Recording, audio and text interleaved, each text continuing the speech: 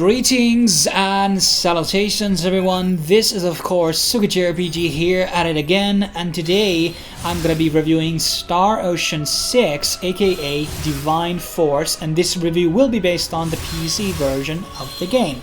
Now I'm gonna be first laying down a bit of the premise of the game, then going into gameplay, UX, audio, and lastly talking about the story, because there will be some spoilers included on that segment of the review, but don't worry, there will be actual notifications on the screen when the spoilers start. So about that premise, so in this game, just like in Star Ocean 1, you are able to choose from two different protagonists, Raymond or Laeticia. Their stories are almost one-to-one identical. The intros are different between the two, but for the most part the stories are almost one-to-one identical depending which one you choose. But I chose Raymond, so I'm going to be telling the intro from his perspective.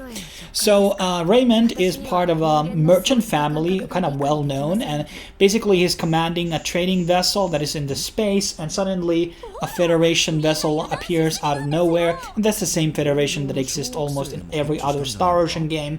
And they start to have communication problems, and then the Federation ship starts to shoot Raymond's vessel, and they have to basically abandon ship, all the crew members, and they go to escape pods, and all of them scatter into different locations in the nearby planet.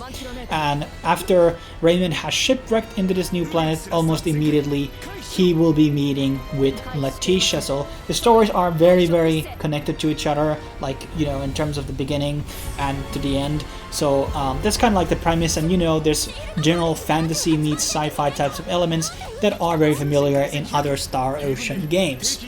Now let's kind of go into the actual gameplay here.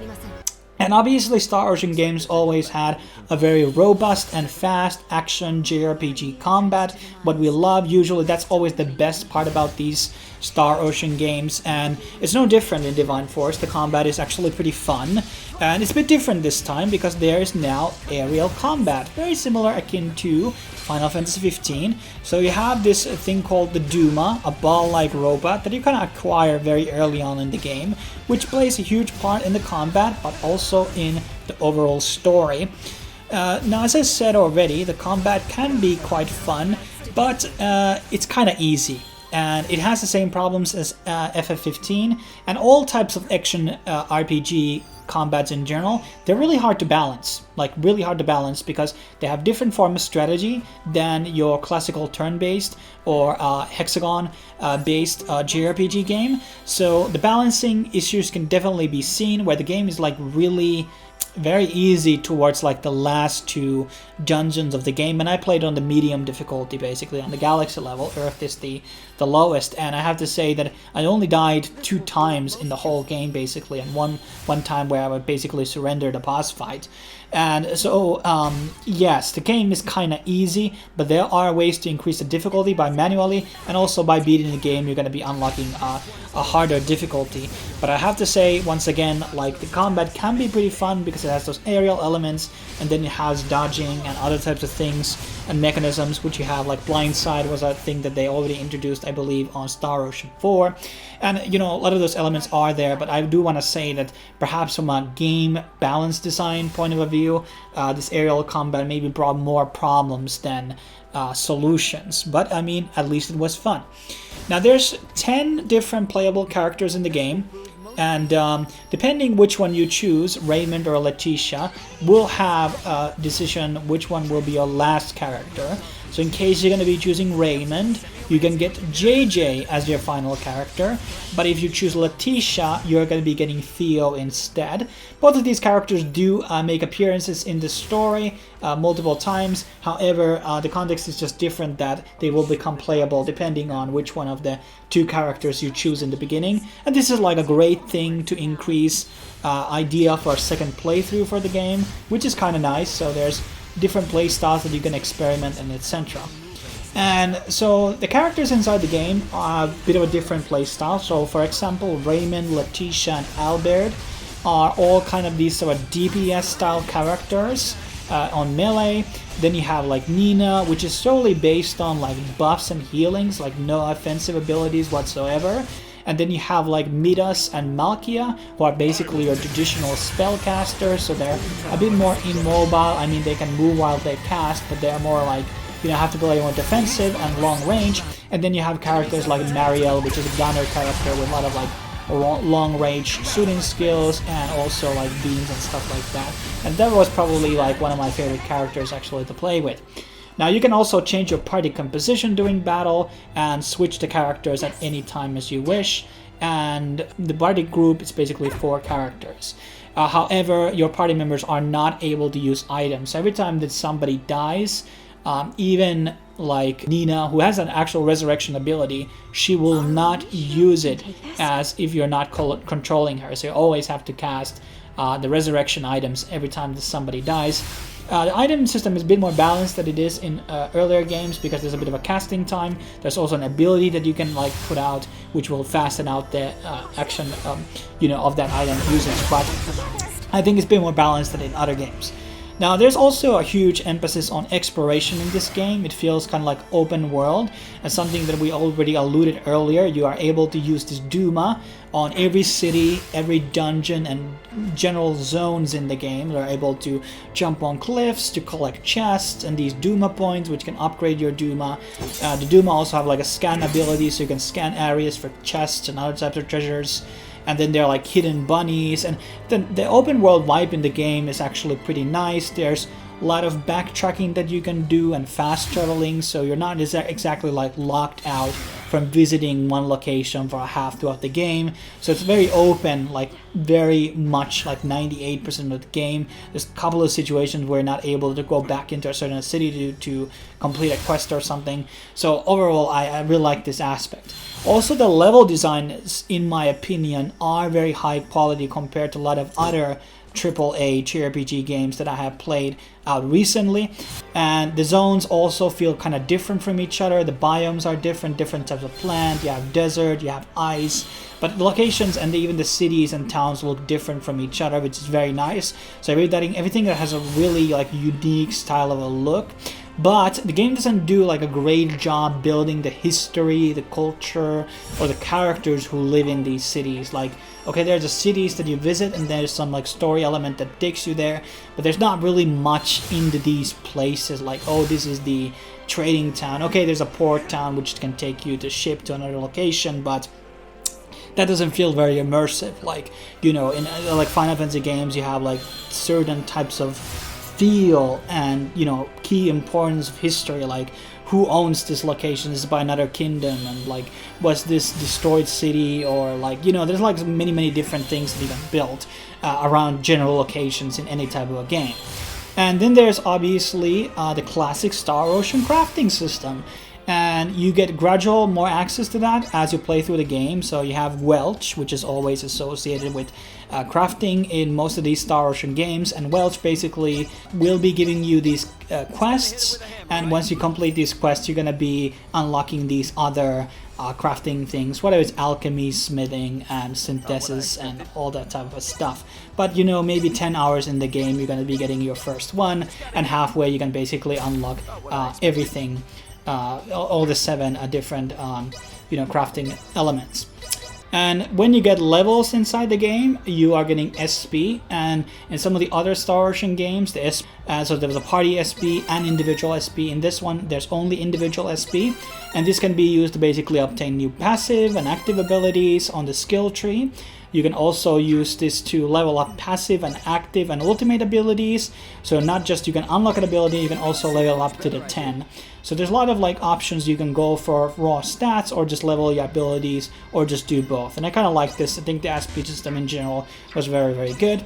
Then the game obviously has the traditional Star Ocean fashion, a lot of side quests. And this is anywhere from delivering letter to another person, killing monsters, crafting certain items and then delivering them. And also shopkeepers have these delivery quests, which have also been apparent in many of the recent Star Ocean games. Some of the quests have kind of vague explanations what you need to do, and some of them were problematic, so you had to go for walkthroughs to kind of like figure out, okay, what exactly I have to do here. And like certain enemies wouldn't spawn unless you had eaten certain food at a certain city. That was kind of dumb. Then there's also actually a mini game, which probably is the most highest quality mini game in the whole franchise. And that's not saying that it's a lot, but it's called Esova, and this is kind of like a combination of chess and another very high quality version of chess known as Go, which Asians love to play. And basically you get to build your deck of pawns, which consists of a lot of characters, you know, from the game developer. You have things from Star Ocean games and from the Valkyrie games, which is a nice fan service, I suppose. And each pawn had their own specific passive ability, and there's like different categories like soldier and ranger and stuff like that, and each have different like damage that they deal. And it's a lot more higher quality minigames, at least compared to ones that we have in Star Ocean 4. I believe 5 had none. But one of the more annoying things about this is that all the Asoba players on the map are not marked. So in minimap you can't see which NPCs on which city are actual Asoba players. You have to go talking to every single NPC to find out are they actual Asoba players or not. And then there's this dumbass system where you have to basically play a couple of games to increase your rank. So if you're not master, you're not able to challenge other master players, for example, which was really, really dumb in my opinion.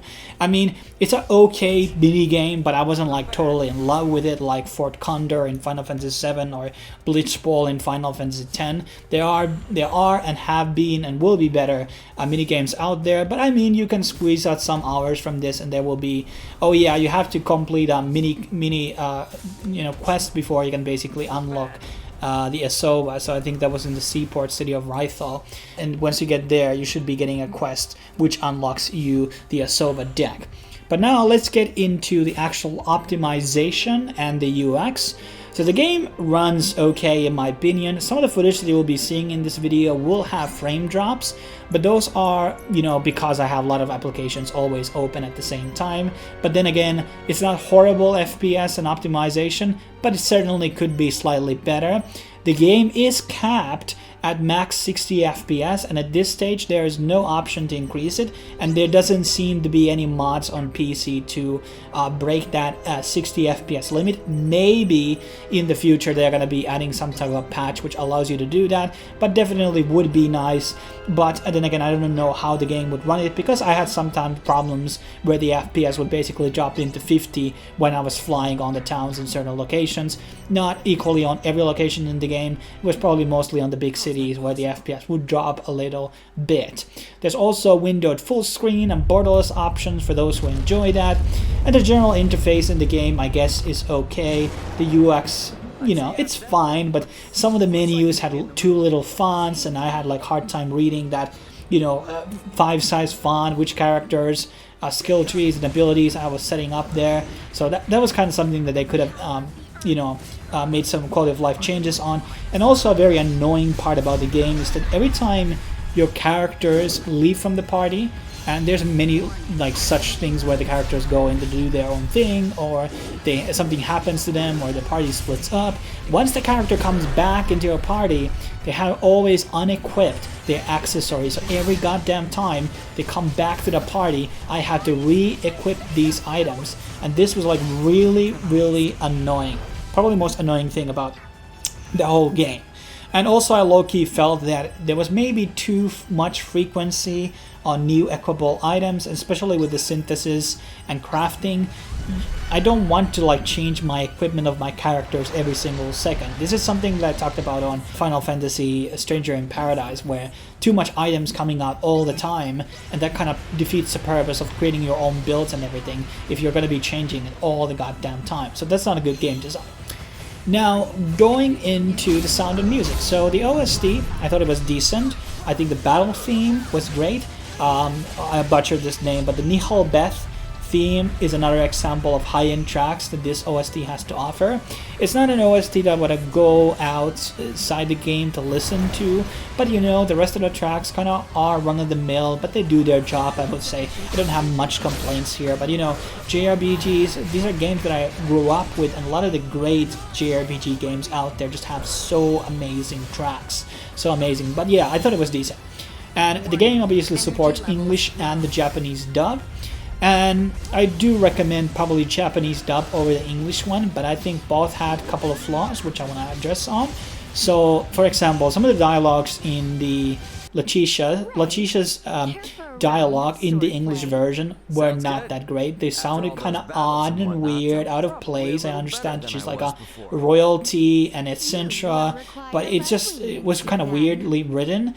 Also, she's voiced by a 37-year-old woman, and she is supposed to be 18 in the game, and I felt like she sounded way too mature to be 18. That's not what 18-year-old sounds like. I would maybe expect, like, I mean, she's a very mature character for her age, but I would maybe expect a bit more silliness and things like that.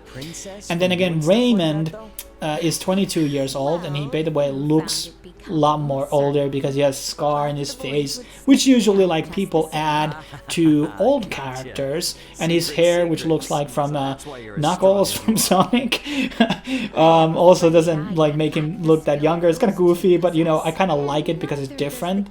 But his VA on the Japanese side then again like sounds like a 30-year-old, so he sounds super old on the Japanese version. So I like the English version of Raymond, but I kind of like the Japanese version of Laeticia. And so yeah, the verdict on the dub is that the English versions are always kind of watered down, and I feel that the Japanese audio just does much more better job, you know, delivering the seriousness of the game. Now let's go into the actual story here finally. And there will be some spoilers in this segment, as I already mentioned. And damn, I don't know. This is going to be a pretty brutal takedown on this, because I think I always, you know, it's never been about the combat system in JRPG games that always drew me to them. It's always been that fantastical fantasy stories that have been told, or a sci-fi story. It doesn't have to be fantasy, but it's always been the storytelling that has been the most amazing aspect about JRPG games. I mean, it's in the name, like role playing. Like, you have to be a great story to get interested in the role playing, right? The background story. So, as I said, the very beginning of the Raymond story starts out well. You know, sudden attack from an unknown reason, and now you're stranded on this mysterious planet.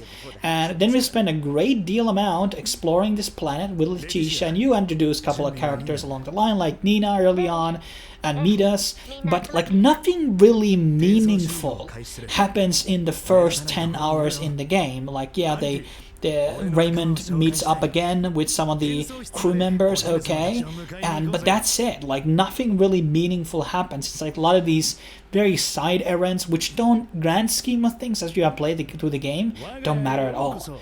And what I did do like about Raymond, for example, that he's not this sort of a chosen hero or a mercenary or a son of a prince. He's just some merchant dude, and okay, the merchant family line seems to be a bit important in the world, but then again, just like kind of like an average dude in a way. Like, he is a captain. He's not exactly like an underdog, but he's not like some established character either. He's just kind of guy who gets into this situation, and then he kind of like tries out to help out Laeticia for not even for any like big reasons, and that's something I will talk about in a second. And maybe in roughly around half of the game, middle half of the game, you're going to be introduced the main villains, the group of people, or which are the villains, and they just start to talk about these things which are known as the Scorpions, which are essentially an idea of biological things becoming one with sentient machines. That is the most like very base rundown of it. I'm watering it down a bit, but basically it's a transhumanist concept, and it is very awfully similar to the symbiote storyline from Last Hope. So this is almost the same thing, except this is more, you know, you're changing a couple of key details here, but it's mostly the same. And obviously the beginning also arc is same as Star Ocean 3, where the main character's ship is being attacked and he basically gets stranded on another planet. And it's a great like a premise of a story. I do like this shipwrecking thing. It's a great thing. But sometimes I feel like the execution of Raymond being in this new planet and having the culture shock from both sides could have been a lot more crazier. And I think I always love these stories, whatever, like people time traveling in one way or another, and there's that shock effect, like I didn't see anything wrong with the beginning of the story, but the whole story is sadly incredibly dull. There's no single big story twist in the game. Everything can be seen miles away. Okay, that's the bad guy.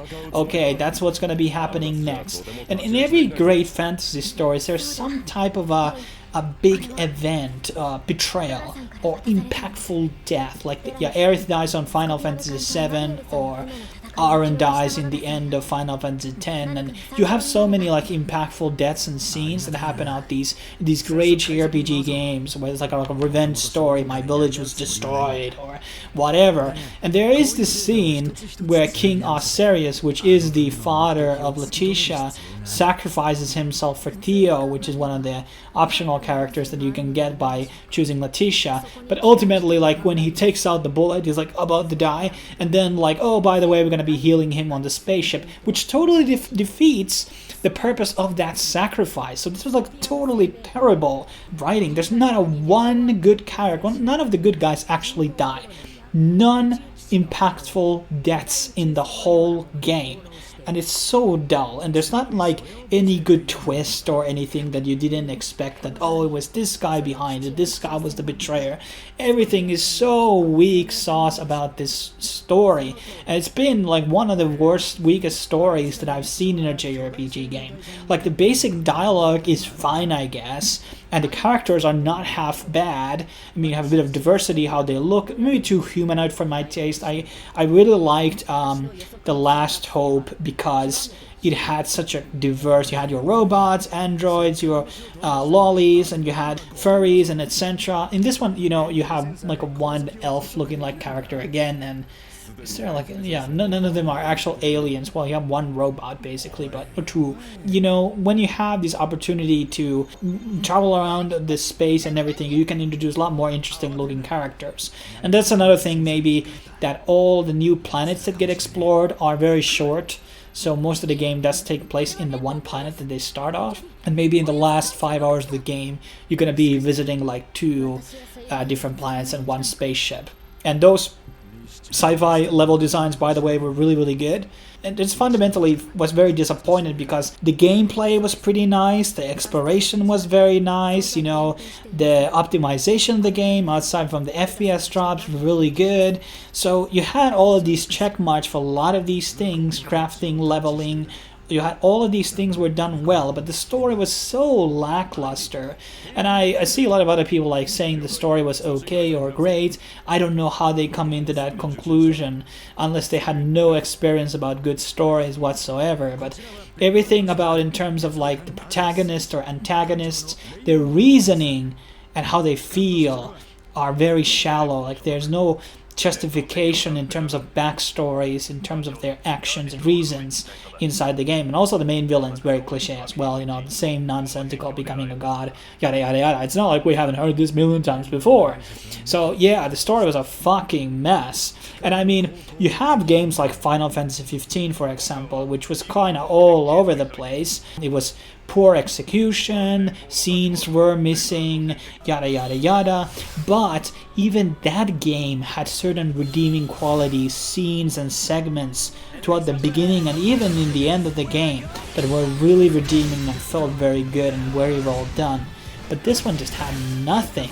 Like, as outside from the actual beginning 40 minutes, I was kind of like interested to see what's gonna happen, but like at no point I was really drawn into the story. And that's one of the main reasons why this review came out like 1 month late of the release, because I wasn't able to get immersed into the game.